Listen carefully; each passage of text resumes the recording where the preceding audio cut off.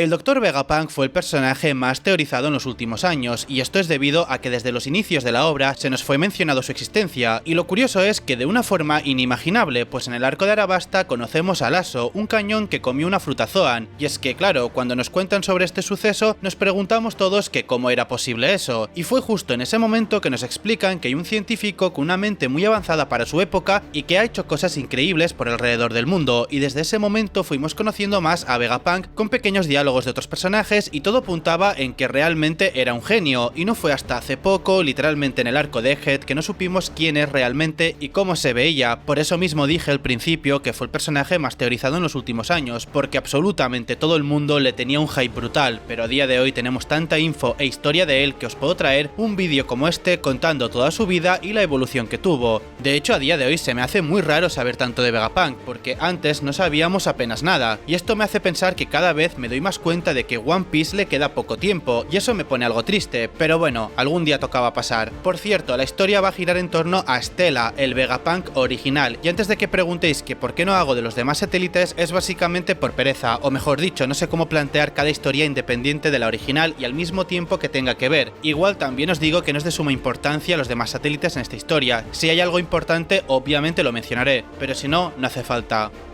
Y bueno, ya dejémonos de tanta explicación y empezamos con la historia y evolución del Dr. Vegapunk, el increíble científico avanzado en su época. Todo empieza hace 65 años en una isla llamada Baltimore en la isla Karakuri. Vegapunk desde niño ya demostraba un ingenio fascinante, pues en su laboratorio diseñaba y construía todo tipo de aparatos, incluyendo animales robóticos. Además tenía en mente cientos de ideas más, que iban desde armas hasta experimentos con estructuras celulares. De hecho, en una ocasión incluso intentó crear un sistema de calefacción subterráneo para los habitantes de la isla, usando animales modificados como fuerza laboral. Sin embargo, le faltaban las herramientas y el dinero necesario para terminar el proyecto, pero aún así logró ganarse el corazón de la gente con sus iniciativas. En algún punto, cuando ya tenía 14 años, Vegapunk comió la Nomi Nomi no Mi, una fruta que provocó que su cerebro y su cabeza se expandiera de manera continua a medida que iba adquiriendo más conocimientos, algo extraño pero completamente lógico en el mundo de One Piece, y más concretamente que la consumiera Vegapunk. Avanzando un poco más, hace 39 años Vegapunk se convirtió en uno de los miembros fundadores del equipo de investigación ilegal llamado MATS, trabajando junto a Vince McJudge, Caesar Clown, Queen y Buckingham Stussy. Este equipo era un tanto especial porque mientras los demás científicos se enfocaban en desarrollar armas, Vegapunk se dedicaba a crear productos que promovieran la paz, como las flores GP, que incluso le hicieron merecedor del premio de la paz Ibel, clara referencia al premio Nobel de la vida real. Entonces, gracias a esto, el Gorosei lo invitaron a reunirse con ellos en Mariejoa. Aparte, también hace 36 años, Vegapunk descubrió el factor de linaje, y en ese mismo año el equipo de Match logró crear un clon de Stussy con éxito.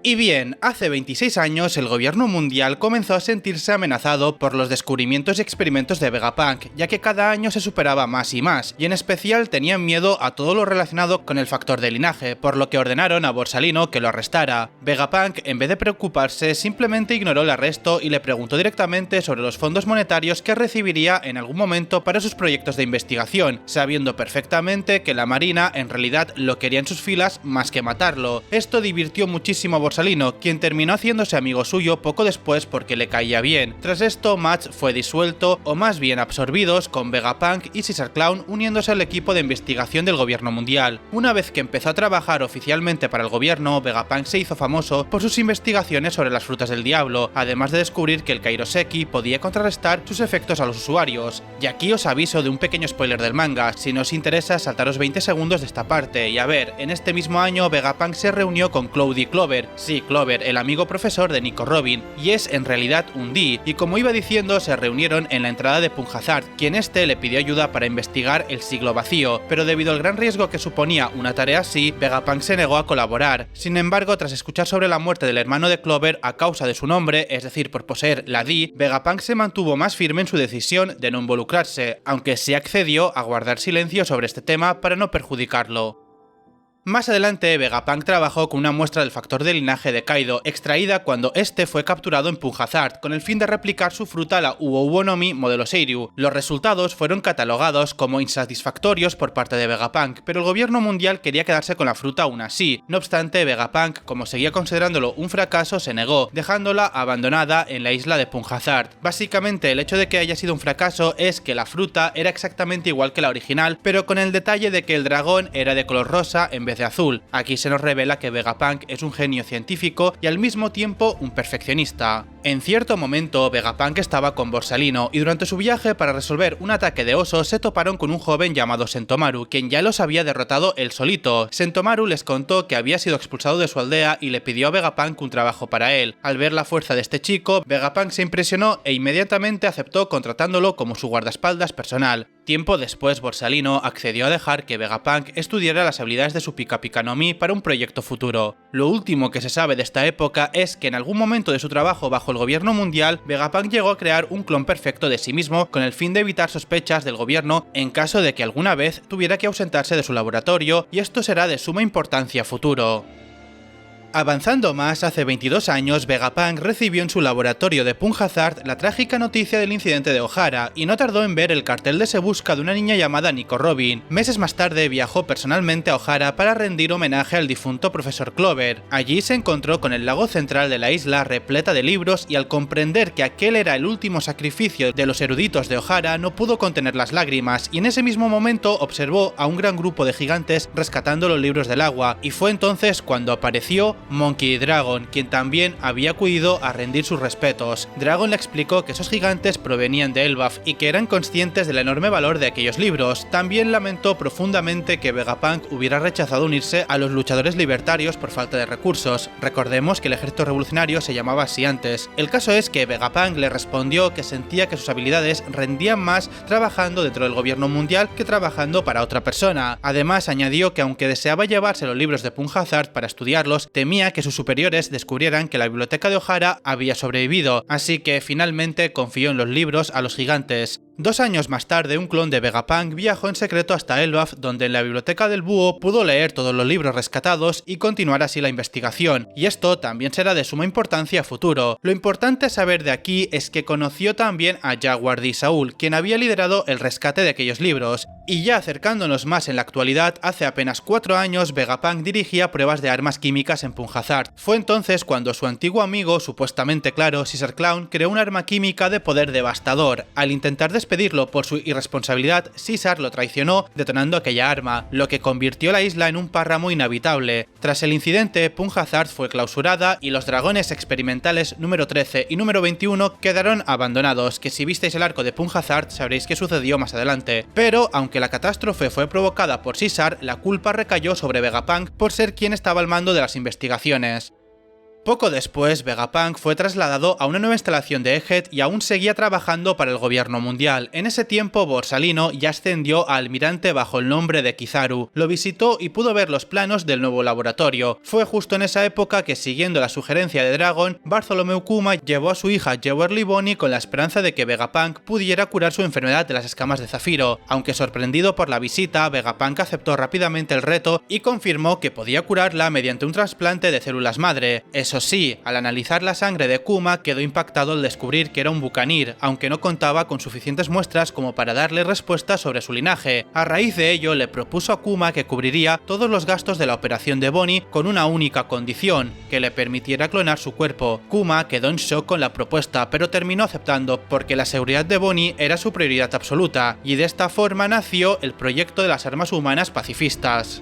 Durante este periodo, Vegapunk volvió a recibir la visita de Borsalino, esta vez acompañado de una flota de la marina, lo cual lo puso en alerta. Kizaru trató de tranquilizarlo diciendo que solo cumplía órdenes, pero no venía solo, traía consigo un Dendemushi conectado con J. García Saturn, uno de los Goroseis. Este último no estaba conforme con los acuerdos que Vegapunk tenía con Kuma ni con su uso como modelo para los pacifistas, sin embargo terminó accediendo bajo una serie de nuevas y duras condiciones que eran básicamente: primero, Kuma se convertiría en un Shichibukai, 2. se transformará en un arma humana del gobierno mundial y 3. sus recuerdos serán borrados para tener un control absoluto sobre él. Estas exigencias indignaron profundamente a Vegapunk, quien gritó que aquello equivalía a asesinar a Kuma, pero pese a todo, Kuma aceptó las condiciones sabiendo que era el único camino para salvar a su hija, lo que llevó a Vegapunk a derrumbarse en lágrimas, mientras que incluso Kizaru quedó visiblemente afectado por cómo las reglas cambiaron. Por otra parte, Saturn le preguntó a Vegapunk que cuánto tiempo tardaría en curar la enfermedad de las escamas de Zafiro, a lo que él respondió que serían necesarios unos 6 meses de tratamiento y además otro año completo para que Bonnie pudiera volver a salir bajo la luz del sol sin riesgo. Al escuchar esto, Saturn tomó una decisión cruel, pues declaró que Bonnie sería tratada como un rehén del gobierno mundial, puesto bajo estricta vigilancia hasta que la voluntad de Kuma fuese completamente dominada. Esto encendió nuevamente la furia de Vegapunk, quien protestó argumentando que de esa forma Kuma y Bonnie nunca podrían volverse a ver. Saturn lo ignoró sin remordimientos y advirtió que si esa orden era desobedecida, Bonnie sería convertida en esclava y que no tenía forma de engañarle porque él también es un científico.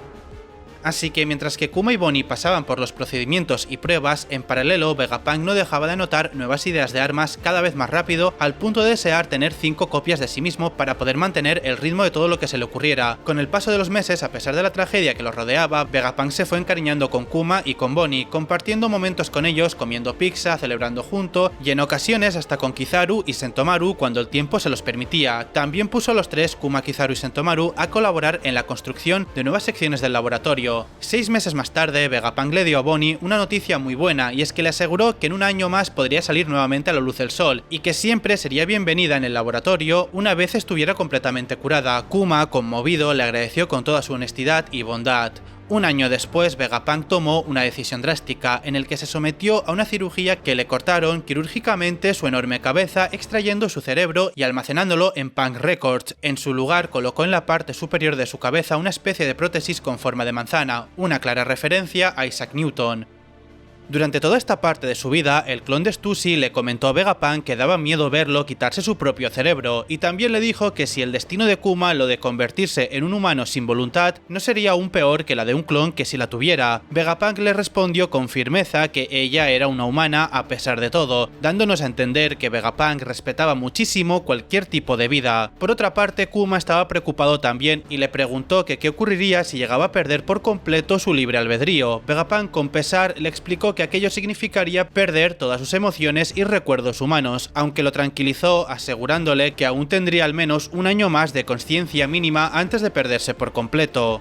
Avanzando un poco más, después del incidente de Enies Lobby, Vegapunk se encontraba en Egghead hablando con Kuma sobre los progresos de los pacifistas. Durante la conversación le preguntó si estaba al tanto del chico que había declarado la guerra al gobierno mundial, lo que llevó a Kuma a revelarle que ese joven era nada más ni nada menos que el hijo de Dragon, o sea Luffy. Vegapunk se sorprendió mucho con la noticia y reflexionó con Kuma sobre lo similares que eran los poderes de Luffy a los de Nika. En ese mismo periodo de tiempo, Vegapunk logró un avance importante, pues dividió su ser en 6 satélites que compartían su cerebro y lo ayudaban en sus investigaciones. Gracias a ello, cada satélite heredó también los recuerdos de la visita que el propio Vegapunk había tenido en Mariejoa. La mayoría de ellos, al igual que el original, quedaron horrorizados por la crueldad de los nobles mundiales y lo despreciaron por ello. Sin embargo, lo que no sabían en ese momento era que York, en secreto, deseaba convertirse en un dragón celestial, incluso si eso significaba traicionar a sus compañeros, y esta trama la continuaremos más adelante. Durante este tiempo, Vegapunk contó con la ayuda de Kuma para investigar el misterio de los recuerdos, ya que la habilidad de la Nikyu Nikyu no Mi podía volverlos algo tangible. Por otra parte, gracias a las investigaciones que ya había realizado con los poderes de la fruta de Kizaru, consiguió replicarlos y fabricar rayos láseres funcionales capaces de causar daños reales, convirtiéndose en la única persona en el mundo con el conocimiento tecnológico suficiente para lograrlo. Por otro lado, sus intentos de replicar frutas del diablo de tipo paramecia dieron lugar a la creación de la sangre verde, un paso revolucionario en la ciencia y para futuras investigaciones. En los días previos de la guerra de Marineford llegó el momento de realizar la operación final sobre Kuma. Vegapunk discutió con Saturn ya que este quería implantarle un interruptor de autodestrucción y trató de convencerlo de que al menos le permitiera conservar un mínimo de conciencia. Sin embargo, Saturn se negó tajantemente. Kuma, que ya había escuchado toda la conversación, cumplió entonces el acuerdo original que había hecho con Vegapunk, usar su Nikyu Nikyu no Mi para crear una copia de sus recuerdos, la cual pudiera ser estudiada más adelante. Entonces Vegapunk, entre lágrimas, procedió a realizar la operación que borraría por completo la voluntad de Kuma, mientras varios médicos y el propio Sentomaru rezaban por él. No obstante, antes de perderlo del todo, Kuma le hizo una última petición, que programara en su interior la misión de proteger el Sunny, el barco de los Mugiwaras. Vegapunk cumplió con esto, asegurándose de que aquel recuerdo quedara grabado en la memoria del antiguo revolucionario. Después, en ese mismo año, Vegapunk alcanzó otro de sus grandes logros, la creación de los Seraphins, los pacifistas clonados a partir de los Ichibukais, pero mejorados con tecnología, genética y características de los Lunarians. Luego de eso, 3 meses antes del incidente de Egghead, el CP5 comenzó a investigarlo por realizar investigaciones relacionadas con el siglo vacío, y un poco antes del Levely, el almirante Fujitora se reunió con él y este le mostró los Seraphins, la culminación de todos sus estudios en clonación, cibernética, frutas del diablo y genética Lunarian. Y ok, aproximadamente 2 semanas antes del inicio del incidente de Egghead, que en este punto de la historia los Mugiwaras aún seguían en Wano, Vegapunk junto a Shaka y Pitágoras descubrieron anomalías extrañas en el consumo de energía de la Mother Flame. Shaka dedujo rápidamente que el culpable debía de ser uno de los propios Vegapunks, ya que solo ellos tenían acceso, y concluyeron que los 3 eran los únicos con coartada. Una semana más tarde, Pitágoras reveló que había descubierto que la verdadera traidora era York, ya que sus recuerdos subidos a Punk Records eran inconsistentes y además las grabaciones de la sala de la Mother Flame habían sido manipuladas. Vegapunk quedó en shock con la noticia y en un inicio pensó que la culpable debía ser Lilith, debido a que ella representaba su faceta malvada. Sin embargo, un día después, el reino de Lulusia fue borrado del mapa con un ataque que Vegapunk asumió que provenía de un arma ancestral. Pero bueno, antes de esto, Shaka propuso escapar de Egghead, pero Vegapunk le recordó el alcance del gobierno mundial, que hacía que sea imposible huir del planeta. Explicó que su muerte era inminente y probablemente inevitable, pero Shaka y Pitágoras, sin miedo, declararon que lo acompañarían en su plan de revelar al mundo todo lo que sabían sobre el siglo vacío. Tiempo después de esto, Vegapunk escondió el Dendemushi de transmisión dentro del gigante de hierro, y cuando York le preguntó por ello, se hizo el desentendido como si no fuese nada importante para que no sospechara. Ahora bien, 2 días antes del inicio del incidente de Egghead, Shaka ayudó a Vegapunk con su grabación, preparando el Dendemushi y mostrándose frustrado porque Vegapunk quisiera esperar tanto tiempo para revelar su mensaje al mundo. Además, al darse cuenta de que su comportamiento levantaría sospechas entre los demás satélites, los 3, es decir, Stella, que así se llama el Vegapunk original, Shaka y Pitágoras, decidieron que lo mejor sería borrar sus propios recuerdos, asegurándose así que su plan permaneciera en secreto. Tras hacerlo, leyeron un mensaje escrito previamente por Vegapunk, quedando impactados por la sobrecarga de información que habían olvidado y que ahora les volvía de golpe. Ahora bien, después de eso ya entramos en el arco de Egghead y aquí vemos que en medio de un experimento de teletransportación algo salió mal y Vegapunk terminó atrapado dentro de la armadura del gigante de hierro, que no lo dije antes pero se llama Emmet. Fue entonces cuando Luffy acudió en su ayuda y lo liberó. Vegapunk le dio las gracias y lo reconoció inmediatamente como el hijo de Dragon, diciéndole que sabía que tarde o temprano llegaría a Egghead. Sin embargo, al perder el control de sus zapatos propulsoras, salió disparado demasiado alto por los aires y volvió a suplicar ayuda. Posteriormente, Vegapunk explicó a la gente de allí su historia, quiénes eran los satélites, el significado detrás de Punk Records y sobre todo su meta final, crear una base de datos a la que todo el mundo pudiera acceder. Y para que nos entendamos, quería crear el Internet, porque a día de hoy en el mundo de One Piece no existe, de hecho ni el término existe como tal, pero os lo digo yo de este modo para que entendáis mejor su sueño. No obstante, en ese momento fue confrontado por Bonnie, quien furiosa le exigió explicaciones por haber convertido a su padre en un cyborg, llegando incluso a amenazarlo con un sable de energía que había encontrado antes, pero el arma atrajo un enjambre de insectos y Bonnie terminó desmayándose. Vegapunk, apenado, le confesó a Luffy, Chopper y Jinbe que entendía perfectamente el odio de Bonnie hacia él, y que no la culpaba por lo que sentía. Aún así añadió que tenía algo muy importante que quería entregarle. Por otra parte, Vegapunk reveló aparte de su sueño que su meta en la vida también sería proveer de energía gratuita a todo el mundo, clara referencia a Nikola Tesla, y habló de la existencia de una energía ancestral, la cual creía que era la fuente de poder del gigante de hierro. Pero también reconoció que por investigar demasiado en esa área había descubierto demasiados secretos del pasado, razón por la cual el gobierno mundial quería eliminarlo. Por eso mismo les pidió a Luffy y a su tripulación que lo sacaran de Egghead y lo llevaran con ellos al mar. Luffy evidentemente aceptó sin dudar, y segundos después Vegapunk desapareció repentinamente, aunque en realidad se había teletransportado a la Labo Face, apareciendo en la sala de observación donde los otros satélites y los Mugiwaras observaban la pelea entre Luffy y Lucci. Allí reveló el verdadero poder de la fruta de Luffy, afirmando que no existía tal cosa como la Gomu Gomu no Mi. Es entonces que Vegapunk, maravillado, observó la quinta marcha de Luffy y le explicó que esta forma se asemejaba a un dios descrito en los textos antiguos, un guerrero de la liberación que traía sonrisas a la gente, conocido como Nika. Al ver que los Mugiwaras nunca habían oído ese nombre, les contó que es normal porque había sido borrado de la historia, pero que seguiría existiendo mientras la gente lo deseara. Además añadió que todas las cosas de este mundo nacen de la esperanza y deseos, incluidas las frutas del diablo. Vegapunk entonces compartió con ellos su teoría sobre las frutas del diablo, que según él cada fruta es una posibilidad de evolución humana que alguien deseó alguna vez, y concluyó explicando que quienes poseen esos poderes existen en dimensiones distintas soñadas por alguien en el pasado. Todo esto que dijo Vegapunk dejó sin palabras a todos los Mugiwaras, ya que se quedaron impactados por la magnitud de aquella revelación.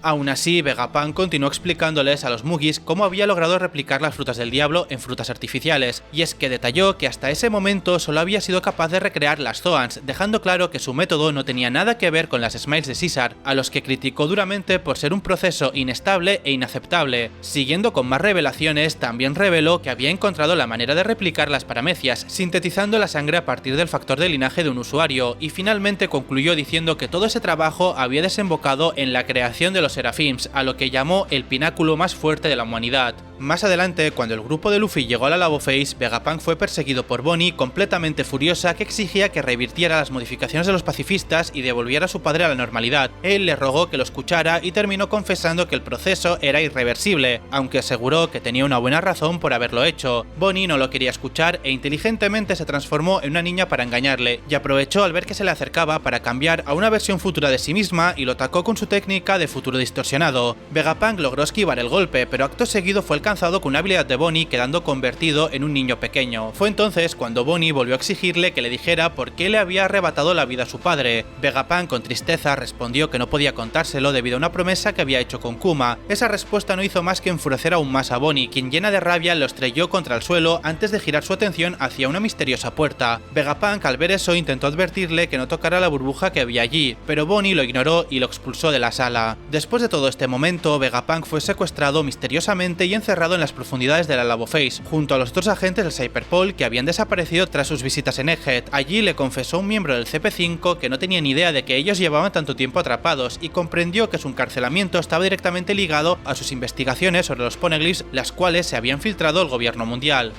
De todos modos, eventualmente Shaka logró encontrarlo, pero en ese mismo instante fue asesinado de un disparo en la cabeza por York, dejando en shock a Vegapunk, y furioso le preguntó si era ella la responsable de encarcelar a los agentes de Cyberpol, a lo que York respondió sin miedos que su objetivo era convertirse en un Tenryubito. Vegapunk, confundido, le preguntó que por qué quería ser como ellos, ya que en el pasado habían visto lo crueles que eran, pero York simplemente se rió y declaró que en el mundo solo hacía falta un Vegapunk. Avanzando un poco más, en algún momento posterior, Vegapunk fue liberado y se reencontró con Bonnie cerca de la sala de la Nikkei Nikki no Mi. Allí le regaló un collar de zafiro procedente de Kuma y finalmente le explicó cuál había sido realmente su papel en la transformación de su padre en un arma humana. Al escuchar la verdad, Bonnie se disculpó con él y aceptó felizmente el regalo. Después de eso, Vegapunk volvió junto a Bonnie a la sala de control, donde ya se habían reunido los demás Mugiwaras y el CP0 después de frustrar los planes de York. Al escuchar de Stussy que la marina había rodeado Egghead, Vegapunk le preguntó a Nami por su log post, pues ya estaba trazando un plan de escape hacia Elbaf. Entonces su idea era usar el Vegaforce 01 para volar al Sunny por encima del bloqueo marino, asignando a Lilith como piloto del robot. Sin embargo, advirtió que la máquina caería una vez saliera del espacio aéreo de Egghead, a lo que Franky respondió con confianza que un Coup de Burst del Sunny aseguraría la huida, pero hay otro problema, y es que York había puesto una contraseña en el Frontier Dome, impidiendo cualquier escape. Por ello, Vegapunk junto a Edison y Atlas se pusieron a trabajar de inmediato en descifrar el código. Mientras trabajaban, Usopp lo alertó de que los marines habían iniciado el asalto y Vegapunk no entendía cómo, porque las defensas de la isla eran prácticamente impenetrables, pero pronto cayó en cuenta de cómo fue, y es que el causante fue Kizaru quien había llegado a la isla, y debido a ello pensó en que Sentomaru tendría que enfrentarse a él, por lo que Vegapunk se sintió destrozado y le dijo que no había problema si huía, ya que estos dos eran amigos. Poco después, la derrota de Sentomaru lo hizo romper en lágrimas, aunque aún así se negó a rendirse en su intento de desactivar la barrera. Fue entonces cuando en medio del caos, Rob Lucci intentó asesinarlo justo al llegar Kizaru a la Lavo Face, pero en el último momento Stussy se interpuso entre ellos recibiendo el ataque en lugar de Vegapunk y se desplomó en el suelo, pero salvándole la vida. Gracias a este sacrificio, Vegapunk consiguió finalmente descifrar la contraseña y desactivar el sistema defensivo del Frontier Dome, y después de ello inmediatamente contactó con Franky para confirmar si el Vegaforce 01 estaba en posición, sin saber aún que había sido destruido por Kizaru. No obstante, para horror de todos, incluido Vegapunk, Kizaru apareció poco después en la sala de control dispuesto a cumplir su misión, pero fue detenido de forma inesperada por Luffy con la quinta marcha activada, lo que dejó en shock a Vegapunk. Luego de eso, cuando Atlas dijo que iba a recuperar el control de los pacifistas, Vegapunk insistió en acompañarla para salvar a Bonnie al enterarse de que aún seguía con vida a pesar de que lo advirtieron que la marina lo tenía como objetivo principal. Por otra parte, contactó a Franky y a Sanji para explicarles la situación y ambos aceptaron ayudar, así que Vegapunk y Atlas partieron de la sala de control en el Vegatank 08 decidido en no dejar morir a Bonnie. Y bien, durante la misión Vegapunk encomendó directamente a Sanji a rescatar a Bonnie antes de que el tanque llegara a la Fabrio Face y el grupo logró recuperarla con éxito. Eso sí, de regreso hacia la Labo Face fueron testigos de la llegada de Jay García Saturn, uno de los Goroseis, y os aviso que aquí durante el trayecto Vegapunk le pidió a Sanji algo que aún no ha salido en el anime, de hecho va a salir para el final del arco, y lo digo por si os pensáis que me lo he inventado, y no, yo me baso totalmente en el manga y el canon, y es que le dice que no le defienda en caso de ser atacado, lo cual confundió totalmente a Sanji, pero Vegapunk le explicó que su muerte probablemente desencadenaría un acontecimiento enorme, e incluso le habló sobre el One Piece, confesando que deseaba que ellos, los Mugiwaras, fueron quienes lo encontraran, lo que dejó a Sanji aún más sorprendido. Poco después, Kizaru destruyó las nubes sobre las que se desplazaba el Vegatank 08, provocando que se estrellara contra el suelo, y de ese modo fueron acorralados por Saturn. Bonnie intentó atacarlo, pero fue atrapada por él, y el grupo de Vegapunk quedó paralizado sin poder moverse, a lo que solo pudieron observar cómo los marines alzaban sus armas para ejecutar a Bonnie. Fue entonces cuando Saturn reveló cruelmente que él había sido el responsable de que Bonnie y su madre Ginny contrajeran la enfermedad de las escamas de Zafiro, todo por culpa de un experimento fallido. Vegapunk, lleno de furia, lo acusó de haber destrozado a la familia de Kuma y de ocultar la enfermedad como si fuera un simple trato. Saturn, sin embargo, lo despreció por completo, diciendo que jamás se molestaba en pensar en los sentimientos de aquellos que estaban por debajo de él. Más adelante, un marine informó a Saturn de que el propio Kuma había llegado a la isla. Vegapunk quedó en shock sin entender cómo era posible, y es que según sus cálculos, el interruptor de autodestrucción que había implementado la fuerza en Kuma debía haber apagado por completo su cuerpo y no pasó eso, por lo que llegó a la conclusión de que aquello solo podía deberse a un aspecto especial propio de la raza Buccaneer. Saturn, furioso, lo cuestionó directamente sobre cómo Kuma podía moverse si ya había activado la orden de autodestrucción días antes, y Vegapunk no le dio ninguna explicación científica y simplemente respondió que se trataba del poder del amor. Tras esto ordenó a Atlas que llevara a Kuma de vuelta a la Labo Face, pero Kizaru se interpuso, y decepcionado por el papel de su amigo en todo aquello, Vegapunk no se guardó sus enfados hacia él. Asimismo, cuando descubrió del inminente Buster Call que arrasaría Egghead, Vegapunk imploró a Saturn y a Kizaru que lo cancelaran, advirtiendo que destruir la isla supondría un retroceso científico incalculable, pero sus súplicas fueron vistas con desprecio por Saturn y con silencio por parte de Kizaru. Es aquí cuando Saturn le informó con frialdad de que incluso había ordenado destruir un barco lleno de investigadores de Egghead, lo que horrorizó a Vegapunk. Indignado, gritó que aquellos científicos no tenían nada que ver con sus investigaciones sobre el siglo vacío, pero Saturn desechó sus quejas y lo culpó de ser el causante de todo. Momentos después, la Buster Call comenzó, y Vegapunk observó impotente cómo sus años de investigación en Egghead eran reducidos a escombros bajo el bombardeo.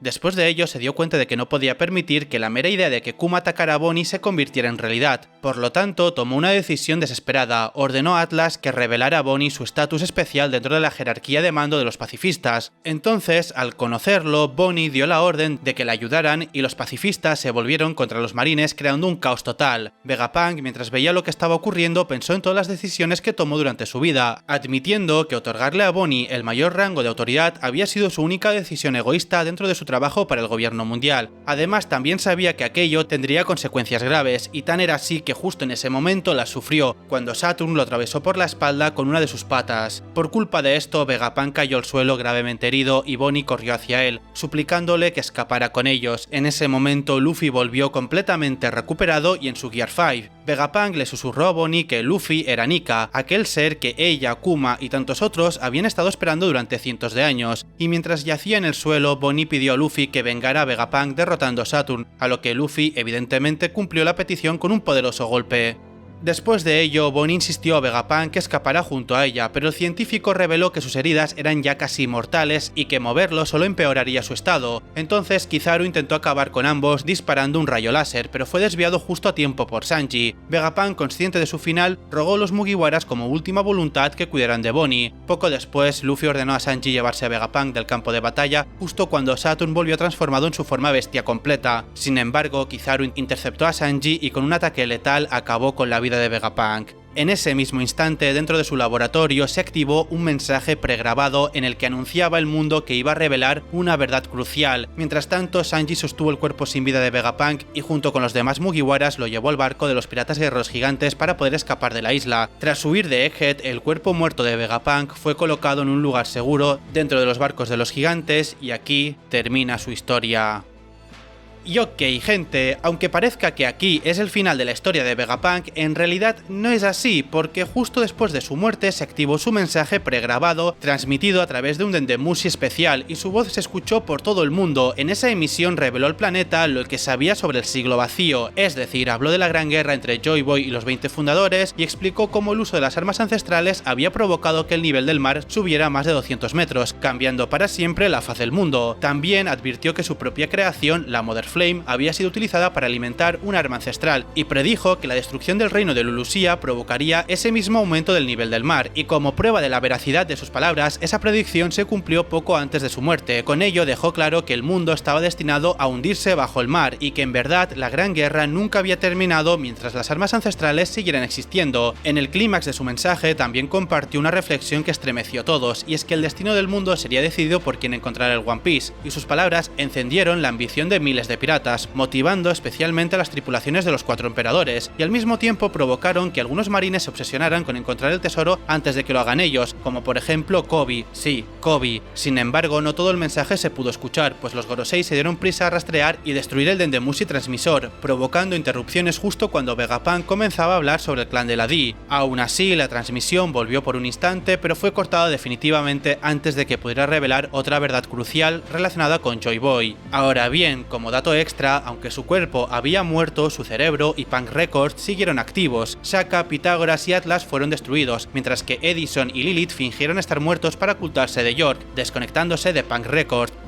Y bueno, finalmente Lilith logró escapar de Egghead junto a los Mugiwaras y los piratas guerreros gigantes, poniendo rumbo a Elbaf. Edison, por su parte, consiguió recuperar Punk Records de las manos de York, y los satélites destruidos sobrevivieron al reunirse en un nuevo cuerpo reconstruido a partir de piezas de repuesto con excepción de York y Lilith. Y como última huella de esperanza, Lilith aseguró que había escapado con un clon perfecto de Vegapunk con el objetivo de construir un nuevo laboratorio y revivirlo. Esto es lo que os conté al principio del clon que estaba en Elbaf.